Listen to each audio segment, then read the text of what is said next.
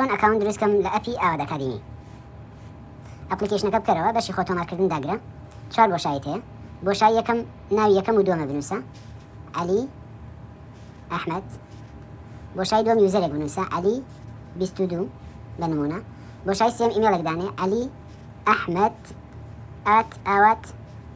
ئاوات ئەکادمی.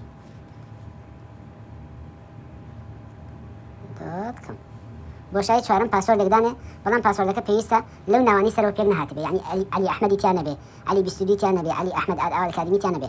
پاسوۆردێک بێ بە نمونە ئێمە ئەنووسین ژمارە 2 سلێمانی تاو. ئەو 4 بۆشەی خوارەوەش داگرە خۆ تۆمارکردن. هەڵەیەک ڕوویە، هەڵەکەی کە ڕوویەوە علی 22 ئەڵێ هەیە، کەواتە ژمارەیەکی بۆ زیاکەین یا دوو ژمارە بۆ زیاکەین بۆی دروستیکە. علی 22 ئەکاونتی هەی بووە، ئێستا ئێمە گۆڕیمان. فەرموون ئێستا ئەکاونتەکە دروستکرا بۆ ئەوەی کۆرسەکەت بۆ ئەکتیڤ کرێ. دوو ڕێگا هەیە. ئەگەر کۆرسی تۆمارکراوە کڕیوە، ئەوە کلیک لەم سەرزەلامە بکە لەژێر ئەلامەتی باترێکەیە، سکرینشۆتی ئەم بەشە بکە بینێرە بۆ پیجی ئاواد ئەکادمی بۆ ئەکتیڤکردنی کۆرسەکەت ئەگەر تۆمارکراوە بەشداری کردووە.